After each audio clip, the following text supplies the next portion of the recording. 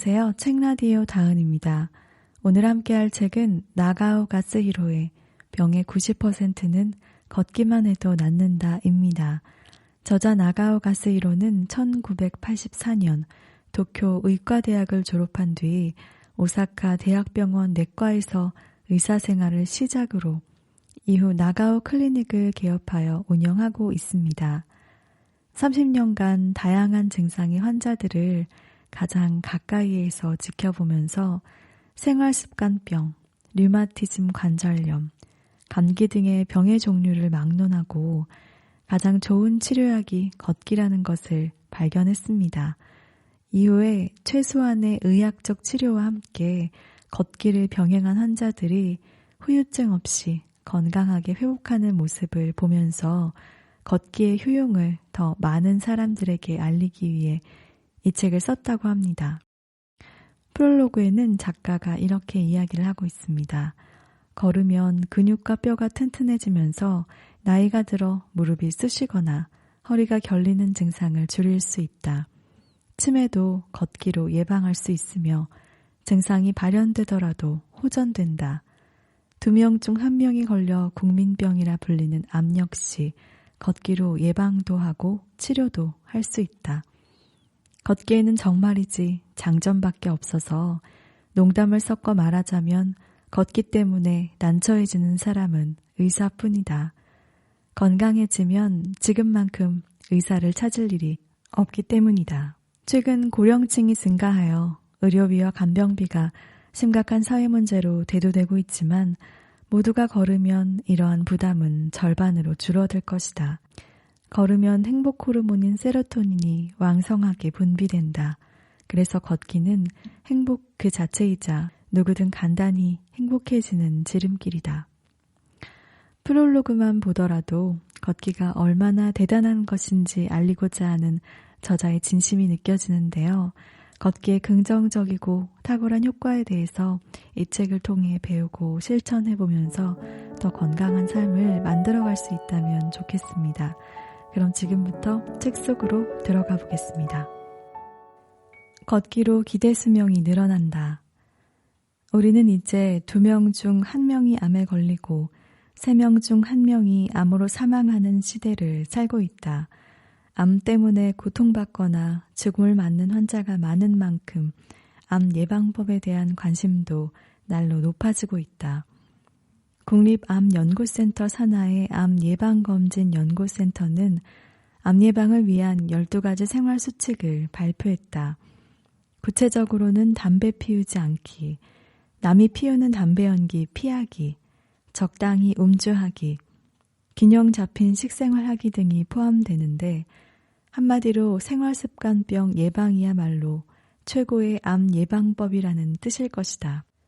당뇨병, 고혈압, 고지혈증 등의 생활습관병은 많이 걸을수록 개선되며 즉 걷지 않는 생활습관이 병을 부르고 암을 일으킨다. 사실 인간은 가장 암에 걸리기 쉬운 동물이다. 인간의 약 30%가 암으로 죽는 반면 다른 동물들의 암 사망률은 매우 낮다. 인간과 99%의 유전자가 일치하는 침팬지가 2% 이하, 개와 고양이는 그 절반인 1% 이하, 물속을 자유롭게 헤엄치는 물고기는 더욱 낮은 0.1% 이하라고 한다. 다만 집에서 기르는 개와 고양이의 사망 원인은 인간과 마찬가지로 암이 많으며 애견의 30%가 암으로 죽는다는 조사 결과도 있다. 인간과 함께 생활하는 스트레스가 암 발생률을 높이는지도 모른다. 움직이지 않는 동물일수록 암에 걸리기 쉽다는 사실도 밝혀졌다. 항상 움직여야 하는 야생동물은 거의 암에 걸리지 않는다고 한다. 인간도 비슷해서 아프리카 오지에서 생활하는 부족처럼 해돋이와 함께 일어나 해가 지면 잠이 들고 항상 걸으며 생활하는 사람들에게 암이라는 질병은 없다. 그런 의미에서 암은 자연스러운 수면 리듬이 깨지고 걷지 않는 사람에게 찾아오는 문명병이라고도 할 수 있다. 암은 왜 발생할까? 암의 직접적인 원인은 유전자 손상이다.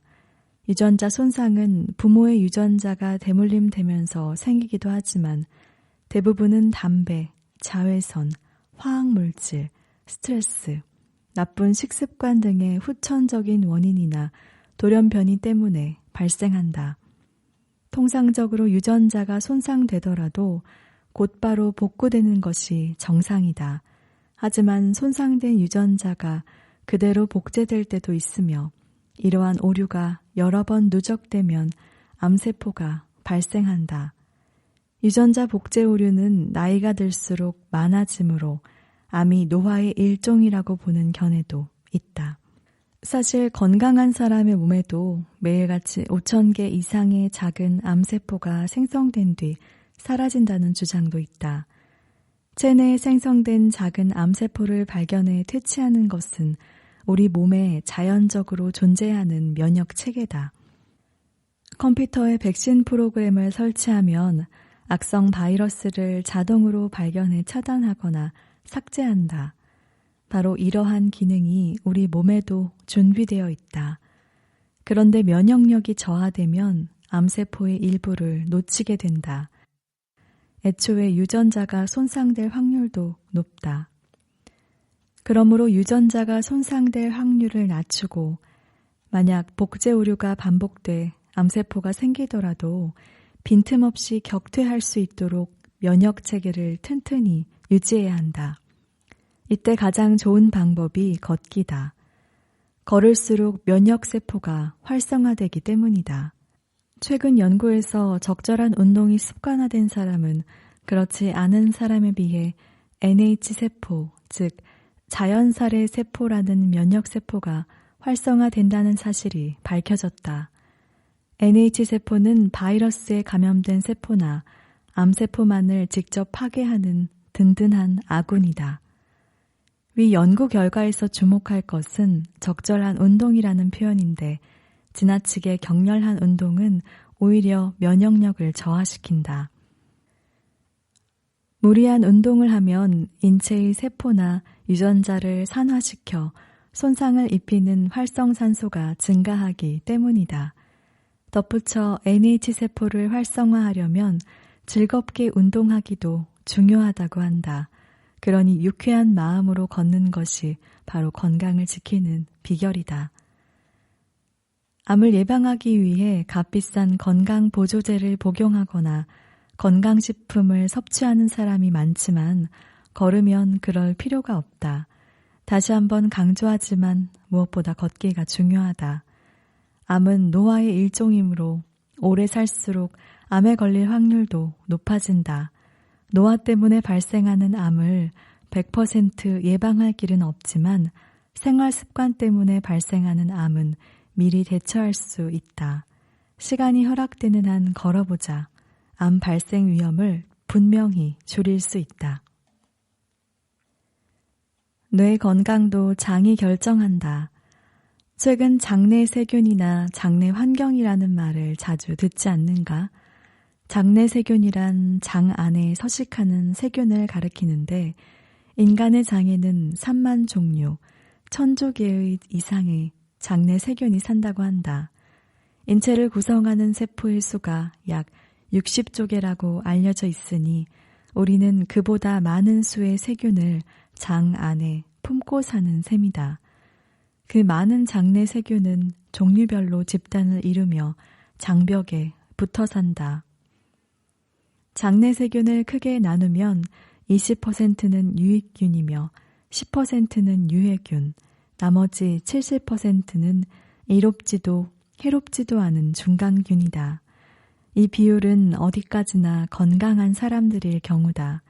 인간 사회는 환경이 나빠지면 좋은 사람이 줄고 나쁜 사람이 늘어난다. 장내 세균도 이와 같아서 장내 환경이 나빠지면 유해균의 비율이 증가하고 유익균의 비율이 줄어들어 몸에 나쁜 영향을 끼친다. 장내 환경이 나쁘면 변비에 걸리기 쉬워진다는 결과는 누구든 예상할 수 있을 것이다. 사실 장은 우리 몸 최대의 면역기관이라고 알려져 있는데 체내 면역 체계의 대부분이 장에서 시작된다. 따라서 장내 환경이 나쁘다는 말은 비단 장만의 문제가 아니라 몸 전체의 면역 환경이 악화됐다고 해석할 수도 있다. 우울증 부분에서 다룰 행복 호르몬인 세로토닌도 대부분 장에서 만들어진다. 장은 다양한 호르몬을 내뿜는 내분비 기관이기 때문이다. 따라서 장내 환경이 악화되면 뇌 내 호르몬의 균형도 무너진다. 많은 사람들이 뇌와 장의 지배관계는 뇌가 위, 장이 아래라고 생각할지 모른다. 그러나 사실 장이 위기 때문에 굳이 말하자면 장이 뇌를 지배하는 것이다. 이는 생물의 진화 과정을 보아도 명백하다. 지구의 최초의 다세포 생물이 출현한 시기는 40억 년 전이고 동물이 진화된 시기는 5억 년 전인데 최초에 생긴 신체 기관은 장이었다. 지금도 히드라나 말미잘처럼 뇌와 심장 없이 장만 존재하는 강장동물이 있는 반면 장이 없는 동물은 존재하지 않는다. 역시 뇌보다 장이 우선이다. 어쨌든 장내 환경이 나빠지면 행복 호르몬인 세로토닌을 비롯한 뇌 내 호르몬의 균형이 무너진다. 장 기능을 조절하는 것은 자율신경이고 자율신경 기능을 개선하려면 걷기가 으뜸이다. 즉 걸을수록 장은 물론 뇌도 건강해진다. 걸으면 항우울제를 끊을 수 있다. 우울증은 걸으면 개선된다. 우울증이란 뇌 내의 세로토닌 또는 노르아드레날린이라는 호르몬이 부족한 상태인데 걸으면 이 호르몬들이 증가하기 때문이다. 그러므로 하루에 5분이라도 좋으니 일단 걸어야 한다. 우리 병원의 외래 진료에는 우울증 환자도 매일같이 내원한다. 그때마다 꼭 걸으세요. 걸으시면 약을 안 쓰셔도 돼요. 라고 말씀드리지만 환자들은 좀처럼 걷지 않는다. 걷기를 비롯해 그 어떤 일에도 의욕이 솟지 않는 무기력이야말로 우울증의 전형적인 증상이니 당연한 반응일지 모른다. 많은 우울증 환자가 밝은 낮에는 밖에 나갈 기운조차 없다며 해가 기울고 진료 시간이 끝날 무렵에 내원한다. 우울증으로 힘들어하는 분들도 억지로라도 몸을 일으켜 걸었으면 한다. 당장 실행하기 어렵다면 매일 습관처럼 걷게 될 때까지 일시적으로나마 항우울제를 최소량만 복용하면 치료에 도움이 될 것이다. 나는 항우울제의 효능 자체를 부정하지는 않는다. 그러나 장기간 복용하다 보면 의존성이 생겨 끊고 싶어도 끊지 못하게 될 수 있다. 하루에 5분, 10분이라도 걸을 만한 기운이 생기면 서서히 복용량을 줄이다가 마지막에는 약을 완전히 끊고 걷기만으로 전환하자. 이 방법이라면 초기 우울증은 3개월 만에 극복할 수 있다. 약물에만 의존하지 않고 최소한으로 활용하며 걷기를 지도하는 좋은 정신과 의사, 좋은 내과 의사를 만나야 한다. 수면제보다 오전 산책이 좋은 이유. 올바른 수면 습관을 기르려면 낮 시간에 조금이라도 걸어야 한다. 특히 대부분의 고령자는 낮 시간의 활동량이 적기 때문에 밤이 되어도 쉽게 잠들지 못하는 사람이 많다. 피곤하지 않으니 잠도 오지 않는다는 지극히 단순한 이유로 불면증을 겪기도 하는 것이다. 반대로 낮 시간에 하이킹을 하며 반나절 정도 걸으면 누구든지 밤에는 푹 잠들곤 한다. 나도 골프장에 다녀온 날 밤에는 피곤해서 금세 쓰러져 잠이 든다. 따라서 잠이 안 와요 하고 불면증을 호소하는 환자에게는 걸으면 자연스럽게 잠이 올 거예요 라고 대답하며 꼭 걸으라고 권한다. 한 가지 덧붙이면 아침에 쬐기도 소홀히 할 수 없다. 아침 해 쬐기가 중요한 이유는 2가지다. 첫 번째, 체내시계를 다시 맞추는 효과가 있다. 체내시계의 한 주기는 24시간보다 조금 더 길다. 하루는 24시간이므로 그대로 두면 실제 시간과 체내 시간이 조금씩 어긋나게 된다. 그 차이를 없애기 위해 시간을 다시 맞추는 작업이 바로 아침해 쬐기다. 두 번째, 멜라토닌이다. 아침해를 쬐면 밤중에 멜라토닌이 분비된다. 멜라토닌은 수면 호르몬이라고 불리는 물질인데 뇌의 손과 체에서 멜라토닌이 분비되면 맥박, 체온, 혈압이 떨어져 자연스럽게 잠이 든다. 멜라토닌은 아침 햇볕을 쬐은 뒤 14시간에서 16시간 뒤에 분비된다고 알려져 있다. 그러니 불면증이 있다면 오전에 걸어보자. 잠에서 깬 뒤 곧바로 걸어도 좋고 가벼운 식사 후에 걸어도 좋다. 햇살을 듬뿍 받으며 걸으면 인체는 아침이 왔다는 사실을 인식한다. 또한 적당한 피로는 밤에 잠이 잘 오도록 돕는다. 잠이 오지 않아 매일 밤 수면제를 복용하는 사람이 있는데 원래 불면증에는 약이 필요 없다. 수면제를 원하는 환자는 특히 고령자가 많은데 연령이 높을수록 수면제 복용의 위험이 크다는 점을 유념해야 한다. 가뜩이나 다리와 허리가 부실한 고령자가 수면제를 복용하면 밤중에 낙상할 위험이 높아진다. 고령자는 넘어지기 쉬울 뿐더러 한번 넘어지면 생사를 가르는 치명적인 사고로 이어질 가능성도 높다.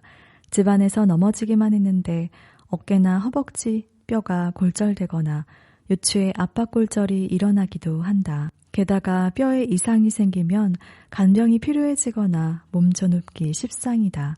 수면제는 심지어 치매를 유발하는 요인이기도 하다. 솔직히 수면제는 백해무익한 약이다. 되도록 멀리해야 한다. 밤중에 잠을 이루지 못해 고민이라면 모쪼록 약에 의존하지 말고 오전 산책을 시작하기 바란다. 이미 수면제를 손에서 놓기 힘든 사람이라도 부지런히 걸으며 조금씩 복용량을 줄여보도록 하자. 갑작스럽게 복용을 중단하면 불안할 수도 있으니 우선은 반으로 줄인 뒤 그만한 양으로도 잠이 든다면 다시 반으로 줄인다. 이런 식으로 꾸준히 노력하면서 최종적으로 수면제 없이 잠들기를 목표로 하자. 걷기를 습관화하면 틀림없이 수면제를 끊을 수 있다. 걸으면 머리가 좋아지는 2가지 이유. 걸으면 극적으로 머리가 좋아진다. 여기에는 간접적인 이유와 직접적인 이유가 있다. 먼저 간접적인 이유를 살펴보자. 뇌 기능이 떨어지는 가장 큰 원인은 뇌에 도달하는 산소를 받아들이는 양이 줄기 때문이다. 호흡을 통해 들이마신 산소는 혈액을 타고 뇌를 비롯한 온몸으로 공급된다.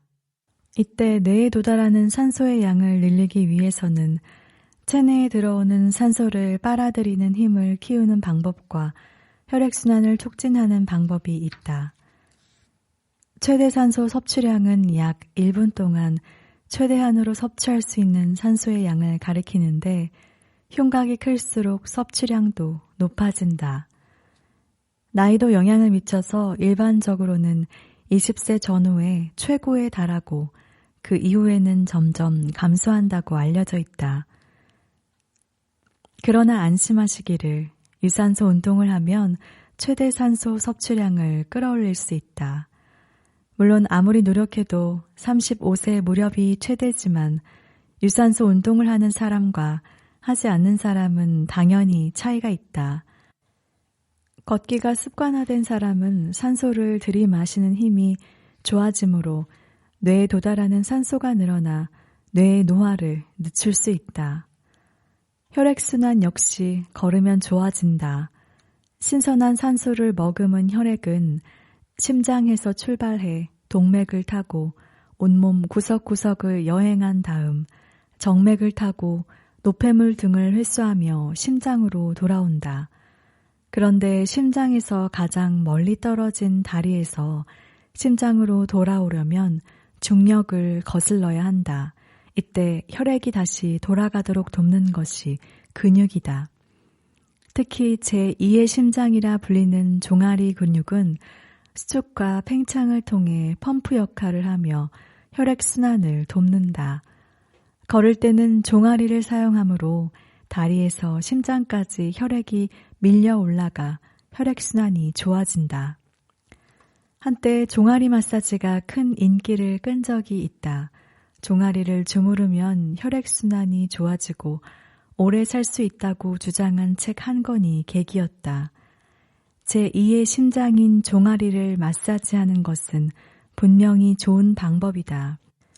하지만 마사지만으로는 부족하다. 걷기야말로 종아리를 단련하고 혈액순환을 돕는 최고의 건강 요법이다. 결론적으로 걸으면 머리가 극적으로 좋아지는 첫 번째 이유는 산소 섭취량이 증가하고 혈액순환이 좋아져 산소가 뇌에 골고루 퍼지기 때문이다. 두 번째 이유는 조금 더 직접적이다. 손, 발, 눈, 귀 등 우리의 신체는 외부의 정보를 받아들여 뇌에 전해주고 뇌의 명령을 받아 움직이는 뇌의 출장기관이다. 그러니 뇌의 출장기관을 움직이면 뇌를 직접 자극하는 것과 같다. 다시 말해 손과 발을 움직이면 뇌를 사용하는 것이나 마찬가지다.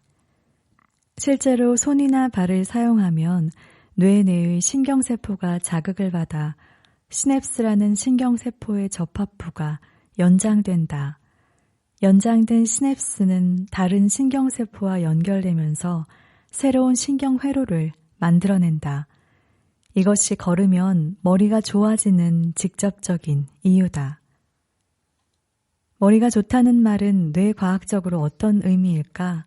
간단히 말하면 뇌 안의 신경세포가 풍부하고 신경끼리 잘 연결된 상태를 가리킨다. 갓난아기는 신경세포의 수가 굉장히 많은 반면 신경회로는 매우 엉성한데 한 살 한 살 나이를 먹을 때마다 외부 세계에서 다양한 자극을 받아들여 놀라운 속도로 확장된다.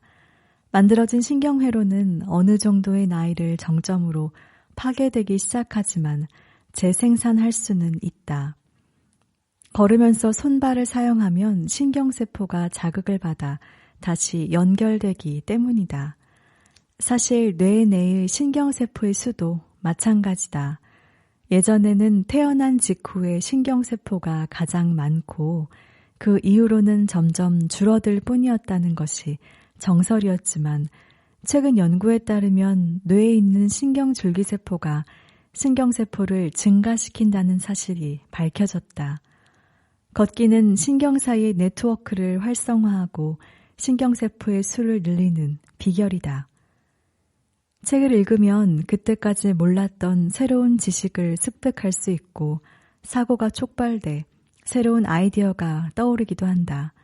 독서와 똑같은 효과를 걷기에서도 얻을 수 있다. 그러고 보니 골프를 치다 보면 잘 걷는 사람일수록 머리가 좋다는 사실을 실감한다. 골프 실력이 좋은 사람일수록 점수를 잘 외우기 때문이다. 4명이 필드에 나가 골프를 치면 본인의 점수는 물론 다른 사람의 점수까지 전부 외우는 사람이 있다. 그런 사람은 10중 8구 골프도 잘 친다. 반대로 서툰 사람일수록 다른 사람의 점수는 물론 자기 점수조차 잊어버리기 일쑤다. 골프를 잘 치는 사람은 그만큼 연습하고 코스도 많이 돌았을 것이다. 골프를 치는 동안 카트를 전혀 타지 않으면 1라운드에 약 10km를 걷는다고 한다. 만약 한 달에 10번 코스에 나간다면 골프만 쳐도 100km를 걷게 된다.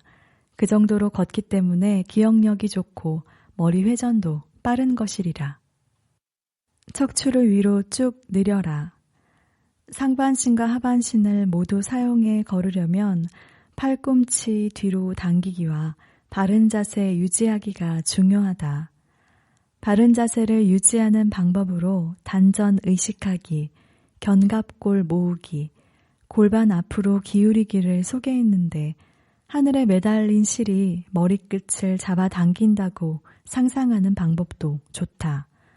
정수리에 연결한 실을 누군가가 당긴다는 느낌으로 등을 곧게 세우고 가슴을 쭉 편다. 이때 가슴도 중요하다. 가슴을 열면 폐가 확장돼 호흡이 깊어지기 때문에 산소를 충분히 들이마시며 편하게 걸을 수 있다. 발꿈치로 착지하기도 빼놓을 수 없다. 바르게 걸으려면 발 뒤꿈치부터 착지해 발끝으로 차듯이 내디뎌야 한다는 말을 들어보았을 것이다. 이 자세는 의외로 누구나 자연스럽게 실천하고 있다. 포인트는 뒤꿈치부터 착지할 때 다리 위에 상반신을 똑바로 세우는 것이다.